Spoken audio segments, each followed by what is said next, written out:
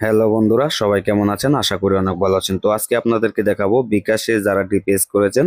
তো অনেক ক্ষেত্রে অনেক সময় কিন্তু ডিপিএস এর কিস্তি যে রয়েছে, তো কিস্তি সময় মতো না দেওয়ার কারণে আপনার কিস্তিটা মিস হয়ে যাচ্ছে। তো পুনরায় এটাকে কিভাবে আবার জমা দিবেন সেটা কিন্তু আপনাদের আজকে এই ভিডিওতে দেখাবো।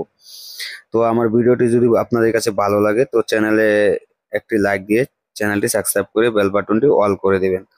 তো যারা বিকাশে ডিপিএস করেছে অথবা কিস্তি মিস হয়ে যাচ্ছে, সমস্যায় পড়েছেন, তাদের জন্য এই ভিডিওটি। তো আশা করি আপনাদের কাছে ভালো লাগবে। তাহলে চলুন ভিডিওটি শুরু করা যাক। তো আপনারা যে বিকাশের ডিপিএস করেছেন, তো এখানে সেভিংস যে অপশন দেখতে পাচ্ছেন এখানে চলে যাবেন। এখানে চলে আসার পরে যে এখানে দেখতে পারবেন যে আপনার যে সেভিংস চেক করুন যে লেখাটা রয়েছে এটার উপর ক্লিক করুন। তারপর এটার উপর ক্লিক করুন, এই যে ডিপিএস এর উপর এখানে ক্লিক করে দিন।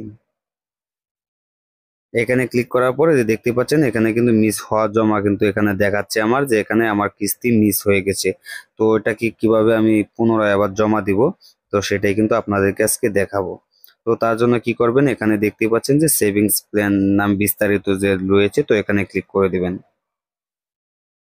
তারপরে এরকম পেজে নিয়ে আসবে। তো এখানে দেখেন আমি নিচে আসার পরে যে দেখতে পাচ্ছেন এখানে কিন্তু আমার এখানে দেখতে পাচ্ছেন আমার কিন্তু দুটি কিস্তি কিন্তু আমার মিস হয়ে গেছে। তো এখানে দুইটি কিস্তি দেখতে পাচ্ছেন, একটা হচ্ছে অক্টোবর মাস, আহ, 3 তারিখ অক্টোবর অক্টোবর মাস, আর একটা নিচে দেখতে পাচ্ছেন 10 তারিখ অক্টোবর মাস। তো আমি একটি কিস্তি এখন পুনরায় আবার জমা দিব, সেটা আপনাদেরকে আজকে দেখাবো। তো তার জন্য নিচে দেখতে পারতেছেন যে এই লাল লেখাটা রয়েছে মিস হওয়া জমা পেমেন্ট করুন, তো এখানে ক্লিক করুন।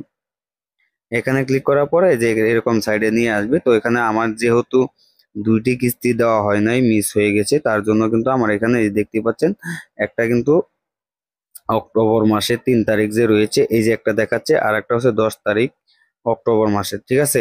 তো আমি একটি কিস্তি দিব, তার জন্য কি করব, এই যে আমি নিচে যে দেখতে পাচ্ছেন 3 তারিখ অক্টোবর মাস, তো এই কিস্তিটা আমি দিব। তার জন্য কি করবেন, এখান থেকে এখানে ক্লিক করে দিবেন, এখানে টিক মার্ক দিয়ে দিবেন।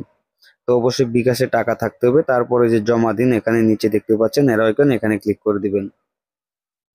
তারপর এরকম পেজে নিয়ে আসবে। তো এখানে আপনার পিনটা দিয়ে দিবেন, বিকাশের পিনটা যে রয়েছে সেটা বসিয়ে দিবেন।